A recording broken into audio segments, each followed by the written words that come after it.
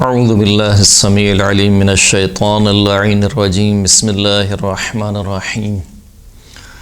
الحمد للہ الاول بلا اول کان قبلہ والآخر بلا آخر یکون بعدہ الذي قصرت عن رؤيته ابصار الناظرین وعجزت عن نعته اوہام الواصفین ثم الصلاة والسلام على اشرف الانبیاء والمرسلین وخاتم النبیین سیدنا و نبینا و مولانا ابی القاسم محمد اللہم صل علی محمد و آل محمد وعلى آلہ الطیبین الطاہرین المعصومین واللعنۃ الدائمۃ علی اعدائہم من یوم ظلمہم الی قیام یوم الدین اما بعد فقد قال اللہ سبحانہ وتعالی فی کتابہ المجید والفرقان الحمید وہو اصدق الصادقین وقولہ الاحسن بسم اللہ الرحمن الرحیم انما المؤمنون الذین آمنوا باللہ ورسولہ ثم لم يرتابوا وجاہدوا باموالہم وانفسہم فی سبیل اللہ اولئک هم الصادقون۔ محترم سامعین کرام، سورہ مبارکہ حجرات کی 15ویں آیت میں خداوند کریم ارشاد فرماتا ہے کہ انما المؤمنون الذین آمنوا باللہ ورسولہ، مومنین تو فقط وہ لوگ ہیں جو اللہ پر ایمان لائے اور اللہ کے رسول پر ایمان لائے، ثم لم یرتابوا، اور ایمان لانے کے بعد کسی قسم کے شک اور تردید کا شکار نہیں ہوئے، یعنی اپنے ایمان پر ثابت قدم رہے، محکم ایمان کے ساتھ زندگی گزارتے رہے۔ وجاہدوا باموالہم وانفسہم فی سبیل اللہ، اور اپنے اموال کے ذریعے سے، اپنی جانوں کے ذریعے سے اللہ کی راہ میں جہاد کرتے رہے۔ اولئک هم الصادقون، در حقیقت یہی وہ لوگ ہیں جو سچے ہیں، یعنی اپنے دعوی ایمان میں سچے ہیں۔ آج کی گفتگو اس سوال کے پس منظر میں ہے کہ سوال یہ کیا گیا کہ بسا اوقات عقائد سے متعلق انسان کے ذہن میں شکوک و شبہات آتے ہیں، ان کو کس طریقے سے دور کیا جائے۔ پہلے تو یہ سمجھنا ضروری ہے، جس طریقے سے آپ ڈاکٹر کے پاس جاتے ہیں تو پہلے ڈاکٹر آپ کا جو مرض ہے اس کو تشخیص دیتا ہے کہ آپ کا مرض کیا ہے۔ اگر محض شک و شبہات آ رہے ہیں عقائد کے متعلق، اور یہ فقط شک و شبہات کی حد تک ہے، تو اس سے گھبرانا نہیں چاہیے، کیونکہ یہ والا جو شک ہے جو کسی بھی عقیدے کے متعلق، مثال کے طور پر عقیدہ توحید کے متعلق، عقیدہ امامت کے متعلق، عدل الہی کے متعلق انسان کے ذہن میں ایک شبہ اٹھ رہا ہے یا کوئی سوال اس کے ذہن میں آ رہا ہے، تو یہ جو سوال یا یہ جو شبہ ہے یا جو شک ہے، یہ مقدمہ ہے علم کا۔ مذمت اس وقت کی جائے گی کہ جب انسان اس شک کو لے کر اپنے دل میں بیٹھ جائے، اس شک کو دور کرنے کی کوشش نہ کرے۔ تو یہ جو شکوک و شبہات ہیں جو عقائد کے متعلق انسان کے ذہن میں ابھر رہے ہیں، ان سے گھبرانا نہیں چاہیے، بلکہ ان کو دور کرنے کی کوشش کرنی چاہیے۔ اب وہ دور کیسے ہوں گے؟ دور اس طریقے سے ہوں گے کہ سب سے پہلے تو انسان کو یہ سمجھ لینا چاہیے کہ ہدایت جو ہے وہ اللہ کی جانب سے ایک توفیق ہے۔ یعنی اگر انسان یہ چاہے کہ میں اللہ کو چھوڑ کر ہدایت حاصل کر لوں تو ایسا ناممکن ہے، ہو ہی نہیں سکتا۔ جب اللہ نے اپنے سب سے افضل ترین نبی یعنی سرکار ختمی مرتبہ حضرت محمد مصطفیٰ صلی اللہ علیہ وآلہ وسلم کے لیے ارشاد فرما دیا کہ انک لا تہدی من احببت ولکن اللہ یہدی من یشاء، اے حبیب تو جسے چاہے ہدایت نہیں دے سکتا، لیکن اللہ وہ ہے کہ جسے چاہے ہدایت دے دے۔ یعنی ہدایت کا کام اور ہدایت کا ملنا اللہ کی جانب سے ہے۔ یہ الگ بات ہے کہ اللہ نے اپنے پیغمبر کو، اپنی کتابوں کو ہدایت کے لیے نازل کیا ہے، لیکن اللہ کو چھوڑ کر مستقل بالذات نہ اللہ کی کتاب ہدایت دے سکتی ہے، نہ اللہ کا رسول ہدایت دے سکتا ہے۔ اللہ کا رسول اور اللہ کی کتاب بھی اسی ہدایت کو پہنچا رہی ہے جو اللہ کی ہدایت دی ہوئی ہے۔ تو آیت کہہ رہی کہ اے حبیب اگر آپ جسے چاہیں ہدایت دے، ایسا نہیں ہو سکتا، بلکہ اللہ وہ ہے کہ جسے چاہے ہدایت دے، یعنی اصل ہدایت پہنچانا اور ہدایت کا کام خداوند کریم کے اوپر ہے۔ تو پہلے تو انسان کو یہ سمجھ لینا چاہیے کہ انسان یہ نہ سمجھے کہ میں اپنے بلبوتے پر ہدایت حاصل کر سکتا ہوں، بلکہ اس کو یہ سمجھنا چاہیے کہ ہدایت ایک توفیق الہی ہے، اور مجھے مسلسل اللہ سے دعا اور راز و نیاز کرنی ہے کہ خدایا مجھے ہدایت دے دے۔ اسی لیے 5 وقت نماز میں کہا گیا کہ سورہ فاتحہ کی تلاوت کرو۔ سورہ فاتحہ میں ہم کیا پڑھتے ہیں؟ اہدنا الصراط المستقیم، خدایا ہمیں صراط مستقیم کی ہدایت فرما۔ وہ صراط مستقیم کیا ہے؟ صراط الذین انعمت علیہم غیر المغضوب علیہم ولا الضالین۔ وہ صراط مستقیم ان لوگوں کا راستہ ہے کہ جن پر تو نے اپنا انعام و اکرام کیا اور جن پر تو نے اپنا غضب نازل نہیں کیا اور نہ ہی وہ گمراہ لوگ تھے، ان لوگوں کے راستے پر مجھے چلا۔ اب یہ 5 وقت آپ پڑھ رہے ہیں،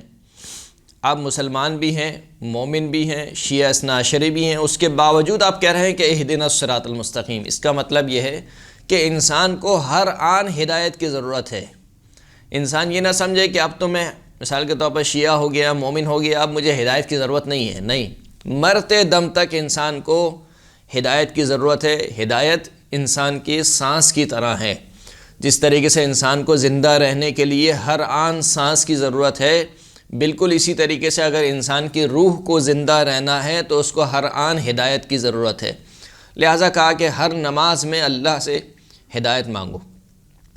تو پہلے تو یہ سمجھنا چاہیے کہ ہدایت اللہ کی جانب سے توفیق الہی ہے، اور اپنے آپ کو اہل بنانا چاہیے کہ وہ توفیق الہی آپ کے شامل حال ہو جائے۔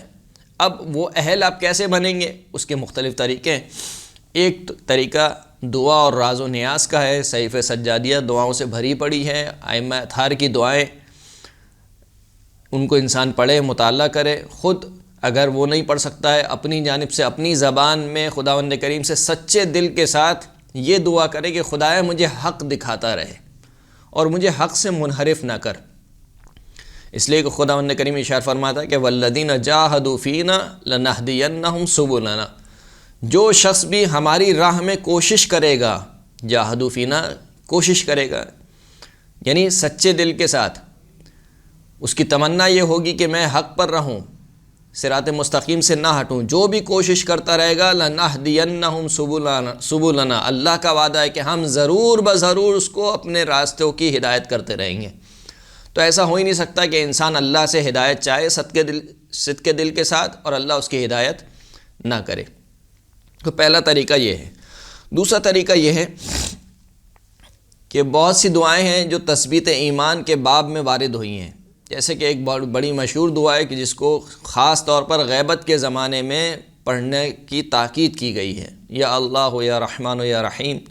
ثبت قلبی علی دینک، یا مقلب القلوب ثبت قلبی علی دینک، اے اللہ، اے رحمان رحیم، اے دلوں کو پلٹا دینے والے، ثبت قلبی علی دینک، میرے دل کو اپنے دین پر ثابت قدم رہے۔ یہ دعا، اس دعا کی بہت زیادہ تاکید کی گئی ہے، بالخصوص زمانہ غیبت میں، کہ جہاں پر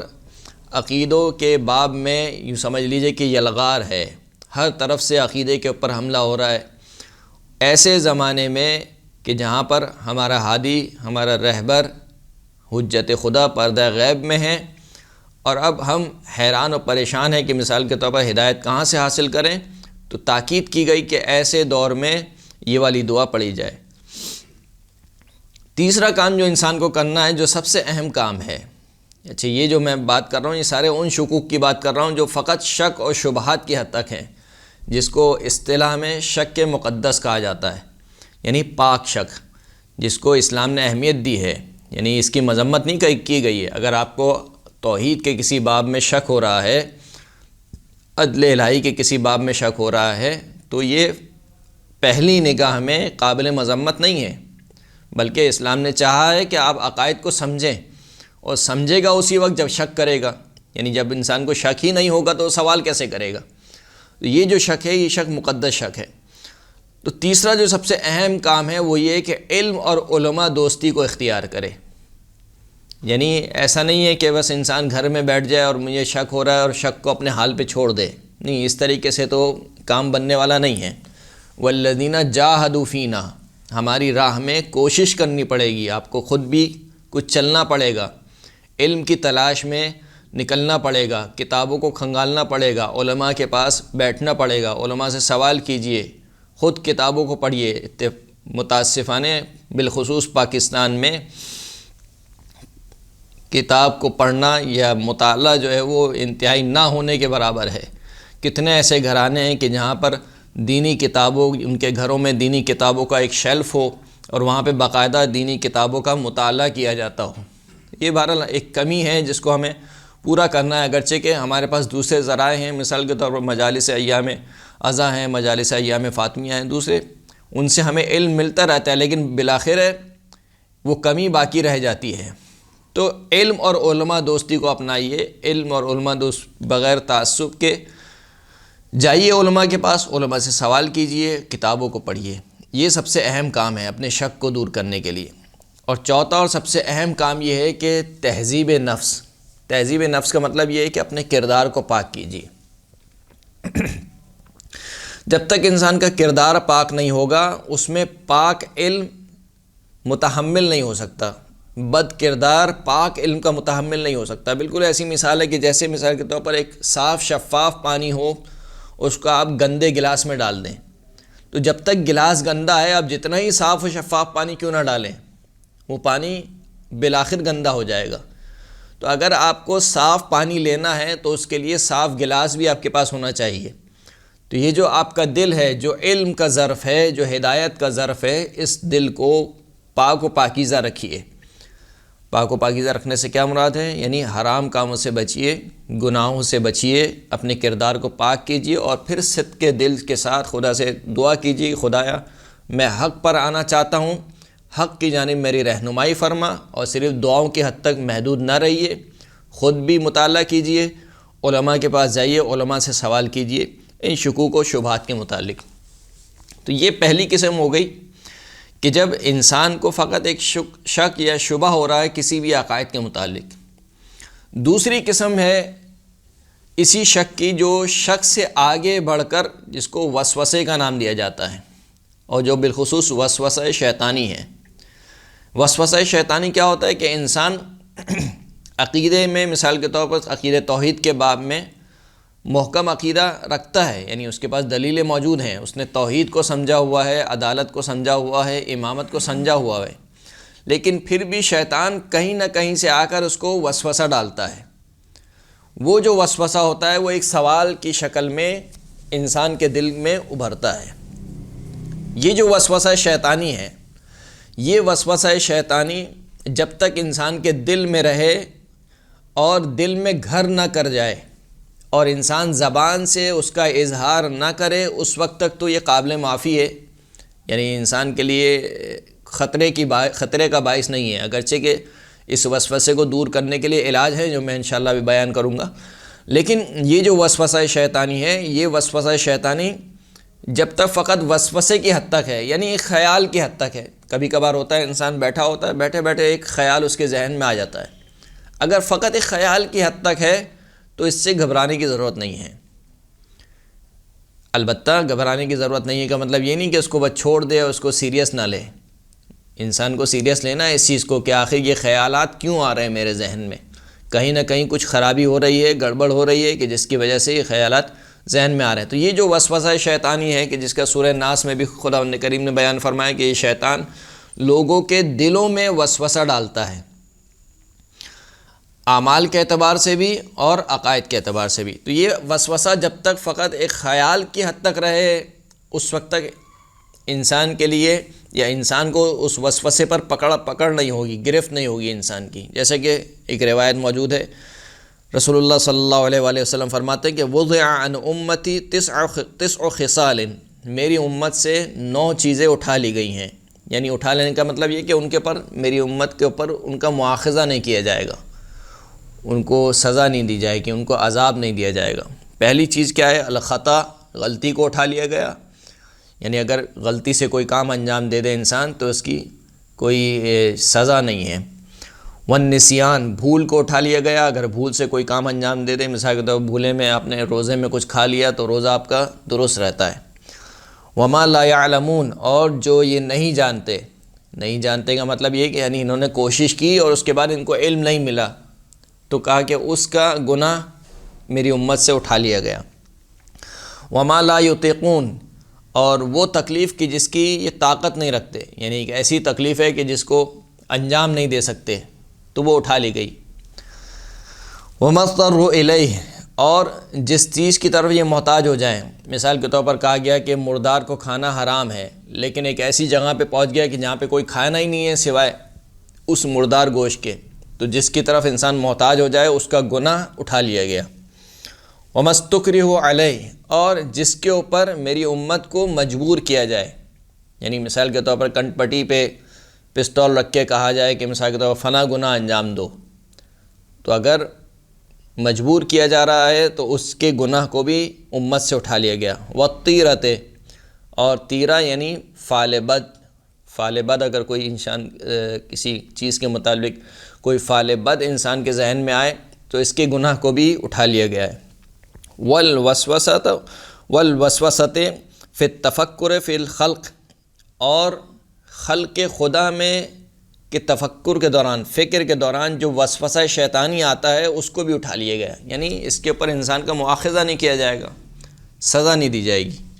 اور آخری چیز والحسد، حسد کو اٹھا لیا گیا، یعنی حسد کے اوپر انسان کا مؤاخذہ نہیں ہوگا، کب تک؟ ما لم یظہر بلسانہ او بید، حسد جب تک انسان کے دل میں ہے، مثال کے طور پر خدا نخواستہ کسی مومن سے حسد ہو رہا ہے لیکن اس کا ابھی تک اظہار نہیں ہوا ہے، زبان کے ذریعے سے یا ہاتھ کے ذریعے سے اس حسد کا اظہار نہیں ہوا ہے، تو جب تک وہ فقط دل میں ہے کوئی گناہ نہیں ہے، لیکن جیسے ہی وہ حسد اس کا اظہار کیا جائے زبان کے ذریعے سے یا ہاتھ کے ذریعے سے تو پھر وہ حرام کام میں شمار ہوگا۔ اسی طریقے سے ایک اور روایت ہے لِكُلِّ قَلْبٍ وَسْوَسَةٌ، ہر دل کے لیے وسوسہ ہے، یعنی یہ ہو نہیں سکتا کہ کوئی انسان وسوسے سے محفوظ رہے، وسوسہ ہر دل میں، بلکہ ایک روایت میں کہا گیا کہ حتیٰ انبیاء کرام بھی وسوسے سے محفوظ نہیں رہے، تو وسوسہ ہر دل کے لیے ہے۔ فَإِذَا فَتَقَ الْوَسْوَاسُ حِجَابَ الْقَلْبِ، جب وسواسی شخص اپنے وسوسے کو، اپنے دل کے پردے کو چاک کر کے دل میں داخل کر لے، وَنَطَقَ بِهِ اللسان، اور اپنی زبان کے ذریعے سے اس وسوسے کا اظہار کرے، یعنی معتقد ہو جائے اس وسوسے کا، اُخِذَ بِهِ الْعَبْدُ، تو پھر اس صورت میں اس بندہ خدا کو عذاب دیا جائے گا، اس کی گرفت کی جائے گی۔ وَإِذَا لَمْ يَفْتِقْ الْحِجَابُ وَلَمْ يُنْطِقْ بِهِ اللسان فَلَا حَرَجَ، لیکن جب تک وسوسہ فقط ایک خیال کی حد تک رہے اور حجاب قلب کو پارا کر کے چیر کر دل میں داخل نہ ہو اور زبان سے انسان اس کا اظہار نہ کرے تو فلا حرج، اس وقت کوئی حرج نہیں ہے، اس پر انسان کی گرفت نہیں کی جائے گی۔ تو یہ وسوسہ ہوتا کیا ہے؟ ایک شخص نے امام محمد باقر علیہ الصلوۃ والسلام کی خدمت میں یہ لکھا کہ مجھے بہت وسوسے آتے ہیں اور میں گھبرا جاتا ہوں، تو کیا کیا جائے؟ تو امام نے جواب دیا کہ ان اللہ عز وجل ان شاء ثبتک، خداوند کریم نے اگر چاہا تو تجھے تیرے ایمان پر ثابت قدم رکھے گا۔ فلا تجعل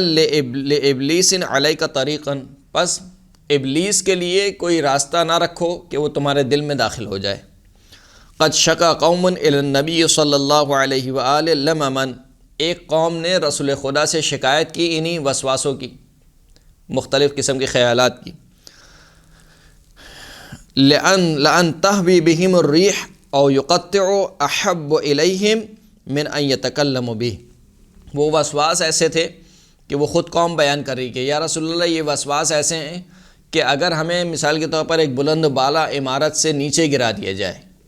یا ہمارے بدن کو ٹکڑے ٹکڑے کر دیا جائے تو یہ چیز ہمیں زیادہ محبوب ہے بنسبت اس کے کہ اس وسواس کو ہم اپنی زبان سے بیان کریں، وسوسے کو اپنی زبان سے بیان کریں۔ تو رسول اللہ نے ارشاد فرمایا کہ والذی بیدی ان ذالک لصریح الایمان، اس ذات کی قسم کہ جس کے قبضہ قدرت میں میری جان ہے، یہ جو تمہاری حالت ہے اس سے گھبراؤ نہیں، یہ صریح الایمان ہے، یعنی ابھی تک تم ایمان کی حالت میں ہو، کیونکہ یہ فقط وسوسہ ہے، تم ایمان کی حالت میں ہو۔ فَإِذَا وَجَدْتُمُوهُ فَقُولُوا آمَنَّا بِاللَّهِ وَرَسُولِهِ وَلَا حَوْلَ وَلَا قُوَّةَ إِلَّا بِاللَّهِ۔ پس جب اس وسوسے کو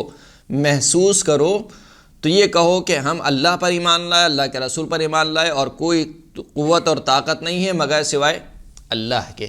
تو یہ جو وسوسہ ہے در حقیقت یہ ایک نفسانی بیماری ہے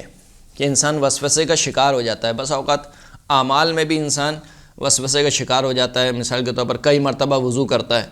کہ اس کو یہ سمجھ میں نہیں آ رہا ہوتا کہ میرا وضو صحیح ہو گیا یا نہیں ہوا، یا مثال کے طور پر واش روم میں کھڑا ہوا ہے 1-1.5 گھنٹے تک مثال کے طور پر غسل لیے جا رہا ہے، پانی بہایا جا رہا ہے، تو اس کو یہی وسوسہ رہتا ہے کہ میرا غسل صحیح ہوا یا غسل صحیح نہیں ہوا۔ یہ جو وسواسی شخص ہے، جس کو چاہے عقیدے میں وسواس ہو یا اعمال میں وسواس ہو، اس کا سب سے بہترین طریقہ یہ ہے، اگر اپنی نفسانی بیماری کو دور کرنا چاہتا ہے، وہ یہ کہ مکمل طور پر اس سے بے اعتنائی کرے، یعنی اس کو اہمیت نہ دے۔ جو خیال دل میں آ رہا ہے، جو خیال انسان کے ذہن میں آ رہا ہے وسوسے کے طور پر، اس کو اہمیت نہ دے، اور اپنا اعمال جس طریقے سے نارمل انسان انجام دیتے ہیں، نارمل انسان جس طریقے سے وضو کرتا ہے اس طریقے سے وضو کرے، ایک عام آدمی جس طریقے سے غسل کرتا ہے اس طریقے سے غسل کرے، اور یہ جو شک ابھر رہا ہے کہ پتہ نہیں میرا وضو ہوا نہیں ہوا، غسل ہوا نہیں ہوا، اس کی طرف توجہ نہ دے۔ سب سے پہلا علاج یہ ہے کہ انسان اپنے وسوسے کی طرف توجہ نہ دے۔ لیکن میں پھر یہ کہوں گا کہ پہلے انسان اپنے مرض کو تشخیص دے کہ آیا یہ جو خیال میرے ذہن میں آ رہا ہے یہ وسوسہ ہے یا نہیں، یہ اصل شبہ ہے اور شک ہے جس کو مجھے دور کرنا ہے۔ اسی طریقے سے ایک شخص رسول خدا کی خدمت میں حاضر ہوا اور کہنے لگا کہ یا رسول اللہ اننی نافقت، اے رسول اللہ میں نے تو نفاق انجام دے دیا، یعنی میں منافق ہو گیا، یعنی رسول اللہ کی خدمت میں آگے کہہ رہا ہے کہ میں منافق ہو گیا۔ اب رسول اللہ کا جواب سنیے، رسول اللہ کیا کہتے ہیں؟ فقال واللہ ما نافقت ولو نافقت ما اتیتنی، خدا کی قسم تو نے منافقت نہیں کی، اگر تو نے منافقت کی ہوتی تو میرے پاس نہیں آتا، یعنی تیرا میرے پاس آ جانا یہی اس بات کی دلیل ہے کہ تو منافق نہیں ہوا ابھی، یعنی کیونکہ شیطان نے وسوسہ ڈالا تھا اس کے ذہن میں، تو وہ یہ خیال کر رہا تھا کہ جیسے میں ایمان کا اظہار کر رہا ہوں لیکن میرے دل میں کفر ہے، اور یہ عین نفاق ہے کہ انسان ایمان کا اظہار کرے اور اس کے دل میں کفر ہو، یہ نفاق ہے۔ رسول اللہ نے کہا کہ نہیں، یہ جو شیطان وسوسہ ڈال رہا ہے اس کی طرف توجہ نہ دو، کیونکہ اگر یہ نفاق ہوتا تو تم میرے پاس نہیں آتے۔ پھر اللہ کے رسول نے کہا کہ ذرا بیان کرو کہ تمہیں کیا حالت ہوئی ہے، کس چیز نے تمہارے دل میں شک و شبہ ڈالا ہے؟ اظن العدو الحاضر اتاکا، رسول اللہ فرماتے ہیں کہ میرا خیال یہ ہے کہ جو تمہارا دشمن ہے یعنی شیطان وہ تم پر حاضر ہوا ہے۔ تو اس نے کہا کہ جب شیطان تمہارے پاس آیا تو شیطان نے تم سے کہا کہ فقال لک من خلقک، اس شیطان نے آ کر تجھ سے کہا کہ تجھے کس نے خلق کیا؟ فقلت اللہ خلقنی، اور تو نے اس سے کہا شیطان سے کہ اللہ نے مجھے خلق کیا۔ فقال، تو پھر شیطان نے تجھ سے اگلا سوال یہ کیا، فقال لک من خلق اللہ، اللہ کو کس نے خلق کیا؟ فقال ای والذی بعثک بالحق لکان کذاک، جب اس نے یہ سوال کیا کہ اللہ کو کس نے خلق کیا، تو گویا ایک طریقے سے اس کے پاس یا تو کوئی جواب نہیں تھا یا یہ پریشان ہو گیا کہ اب کیا جواب دے کہ اللہ کو کس نے خلق کیا۔ تو اس شخص نے کہا کہ یا رسول اللہ خدا کی قسم جس نے آپ کو مبعوث کیا بالکل ایسا ہی ہوا کہ شیطان میرے پاس آیا، نہیں شیطان سے آنے سے مراد یہ کہ خیال اس کے ذہن میں آیا، کہا کہ مجھے کس نے خلق کیا؟ اللہ نے خلق کیا۔ تو اللہ کو کس نے خلق کیا؟ اب اس کے پاس یا تو جواب نہیں تھا یا بہرحال یہ جواب تھا، اس وقت یہ پریشان ہو گیا۔ تو اللہ کے رسول نے فرمایا فقال ان الشیطان آتاکم من قبل الاعمال، دیکھو شیطان جو ہے وہ پہلے کوشش کرتا ہے کہ اعمال کے ذریعے سے تمہارے پاس آئے، یعنی تمہارے اعمال میں بگاڑ کرنے کی کوشش کرے، کبھی مثال کے طور پر نماز کو دیر کر دے، کبھی روزے کو مثال کے طور پر خدا نخواستہ قضا کروا دے، یا مثال کے طور پر گانا سننے کے اوپر اکسائے، یا کوئی اور حرام کام اس کے اوپر اکسائے۔ تو پہلے شیطان کی کوشش یہ ہوتی ہے کہ وہ تمہارے اوپر وارد ہو تمہارے اعمال کے ذریعے سے۔ فلم یقوی علیکم فآتاکم من ھذا الوجہ، لیکن جب وہ اعمال کے ذریعے سے تم پر وارد ہونے کی کوشش کرتا ہے اور تم پر غالب نہیں آ پاتا، تمہیں اپنے قابو میں نہیں کر پاتا، یعنی وہ آتا ہے تمہارے پاس لیکن تم اس کی کوئی توجہ نہیں دیتے، تم اپنی نماز ویسی پڑھتے ہو، روزے ویسی رکھتے ہو، حرام کام کی طرف توجہ نہیں کرتے، تو جب شیطان اعمال کے ذریعے سے تم پر غالب نہیں ہو پاتا ہے فآتاکم من ھذا الوجہ، پھر وہ عقیدے کے ذریعے سے تم پر وارد ہونا چاہتا ہے، اور جب وہ عقیدے کے ذریعے سے وارد ہونا چاہتا ہے تو پھر وہ وسوسے پیدا کرتا ہے تاکہ تمہیں تمہارے قدم کو ڈگمگا دے۔ فَإِذَا كَانَ كَذَلِكَ فَلْيَذْكُرْ أَحَدُكُمْ اللَّهُ وَحْدَهُ، جب اس طریقے سے ہو تو تم میں سے ہر ایک یہ عقیدہ رکھے کہ اللہ وحدہ لا شریک ہے، اس کا کوئی شریک نہیں ہے، اس کا کوئی پیدا کرنے والا نہیں ہے،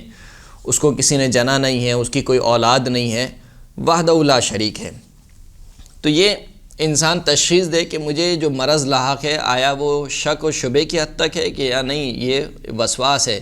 اور اس کی جو نشانی وہ یہ ہے کہ انسان اگر شک و شبہ ہوتا ہے تو انسان ایک وقت تک رہتا ہے، مثال کے طور پر علماء سے سوال کرنے کے بعد یا خود مطالعہ کرنے کے بعد وہ شک و شبہ دور ہو جاتا ہے، لیکن جو وسواس ہوتا ہے وہ دلیل آنے کے بعد بھی ایک خیال انسان کے ذہن میں ابھرتا رہتا ہے بار بار، اس کو وسوسہ کہا جاتا ہے۔ اس وسوسے کو دور کرنے کے لیے کچھ اذکار ہیں جو معصومین علیہ السلام نے بیان فرمائے ہیں، جیسے کہ چھٹے امام کے بہت ہی نایاب اور بہت ہی اہم صحابی جمیل ابن دراج،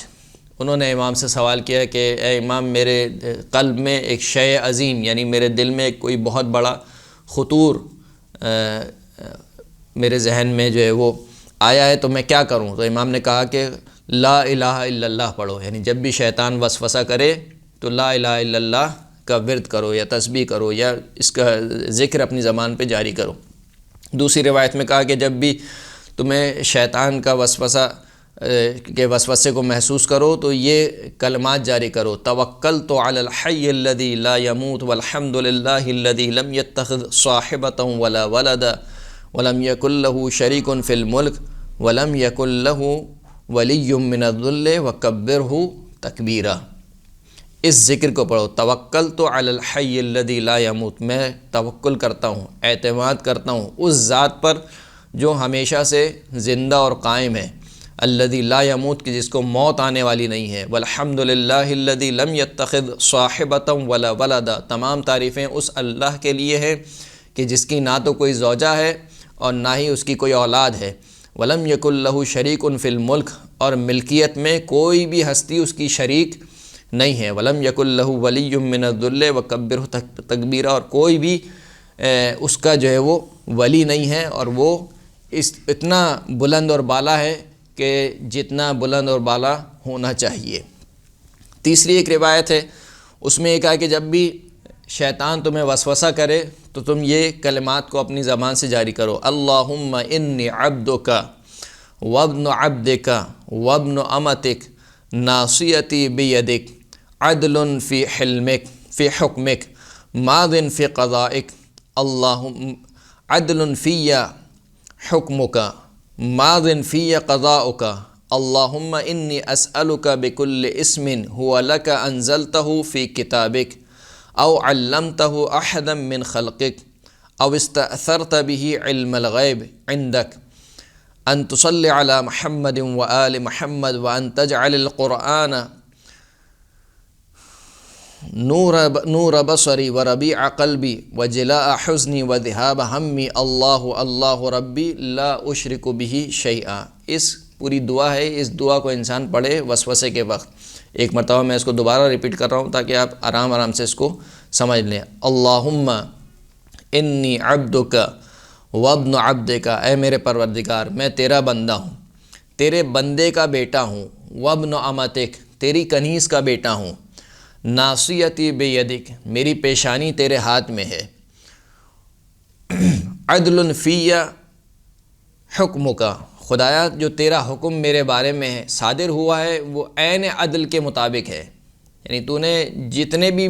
میرے متعلق حکم صادر کیے ہیں اس میں مجھ پر ظلم نہیں کیا، ماض فی قضاؤک خدایا جتنے بھی حکم تو نے میرے بارے میں صادر کیے ہیں وہ سب کے سب نافذ ہونے والے ہیں، اللہم اے میرے پروردگار، انی اسألک بکل اسم، اے میرے پروردگار میں ہر اس نام سے کے ذریعے سے تجھ سے سوال کرتا ہوں کہ جس کو تو نے اپنی کتاب میں نازل کیا، او علمتہ احدا من خلقک، یا کسی بھی شخص کو اپنی خلقت میں سے اس علم کے بارے میں تو نے تعلیم دی، او استأثرت به علم الغیب، یا اس اسم کے ذریعے سے تو نے اپنے علم غیب کو استعمال کیا کہ اے پروردگار ان سب چیزوں کا واسطہ ان تصلی علی محمد و آل محمد، کہ تو محمد اور آل محمد پر درود نازل فرما، وان تجعل القرآن نور بصری، اور قرآن کو میرے لیے میری آنکھوں کا نور قرار دے، وربیع قلبی، اور قرآن کو میرے دل کی بہار قرار دے، وجلاء حزنی، اور میرے حزن کو دور ہونے کا سبب قرار دے، وذہاب ہمی، اور میرے غم کو دور ہونے کا سبب قرار دے۔ اللہ ربی، اللہ میرا رب ہے، لا اشرک بہ شیئا، میں اپنے اللہ کے ساتھ کسی کو شریک قرار نہیں دیتا ہوں۔ یہ کچھ اذکار ہیں جو روایت میں وارد ہوئے ہیں، اور اس کے بعد ایک اور روایت میں ملتا ہے کہ ہر مہینے میں 3 دن انسان روزہ رکھے، ہر مہینے میں 3 دن انسان روزہ رکھے، پہلے عشرے کی پہلی جمعرات کو، دوسرے عشرے کی پہلی بدھ کو، اور تیسرے عشرے کی آخری جمعرات کو، یعنی 30 دن ہوتے ہیں۔ تو جو پہلا عشرہ ہے اس میں جو پہلی جمعرات ہے اس کو انسان روزہ رکھے، دوسرے عشرے میں پہلی بدھ کو انسان روزہ رکھے، اور تیسرے عشرے کی آخری جمعرات کو۔ کہا یہ جو 3 دن کا روزہ ہے جو رسول خدا کی سنت رہا ہے، یہ 3 دن کا روزہ اگر انسان رکھے تو گویا ایسا ہے کہ اس نے پورے زمانے بھر کا روزہ رکھا۔ اور یہ 3 دن کا روزہ کہا گیا کہ اس کی تاثیر یہ ہے کہ انسان سے وسواس دور ہو جاتے ہیں۔ اس کے علاوہ بھی معصوم علیہ السلام نے کچھ تعلیمات ارشاد فرمائی ہیں وسواس کو دور کرنے کے لیے، جیسے کہا گیا کہ بالخصوص جمعے کے دن انسان انار کھائے، انار بھی میٹھا انار کھائے، اور روایت یہاں تک کہتی ہے کہ اگر کوئی شخص میٹھا انار کھاتا ہے تو اس کا دل 40 دن تک منور ہو جاتا ہے اور شیطان کے وسوسے سے وہ دور ہو جاتا ہے۔ یا کہا گیا کہ مثال کے طور پر مسواک کرے، مسواک کرنے سے شیطانی وسوسہ جو ہے وہ کم ہو جاتا ہے۔ یا کہا گیا مثال کے طور پر بیری کے پتوں سے غسل کرے، یعنی سر کو دھوئے۔ تو یہ بھی تمام اسباب ہیں جس سے انسان کا وسوسہ دور ہو جاتا ہے۔ خداوند کریم سے دعا ہے کہ ہم سب کو اپنے ایمان اور عقیدے پر، صحیح ایمان اور صحیح عقیدے پر ثابت قدم رہنے کی توفیق عطا فرما، اور اسی صحیح عقیدے پر اس دنیا سے رخصت ہونے کی توفیق عطا فرما۔ شیطانی وسوسوں سے، چاہے وہ ہمارے اعمال میں ہوں، چاہے وہ ہمارے عقائد میں ہوں، خداوند کریم ان تمام وسوسوں سے ہمیں نجات عطا فرما، اور اپنی آخری حجت امام عصر والزمان کے ظہور میں تعجیل فرما۔ ربنا تقبل منا انك انت السميع العليم وتب علينا انك انت التواب الرحيم برحمتك يا ارحم الراحمين۔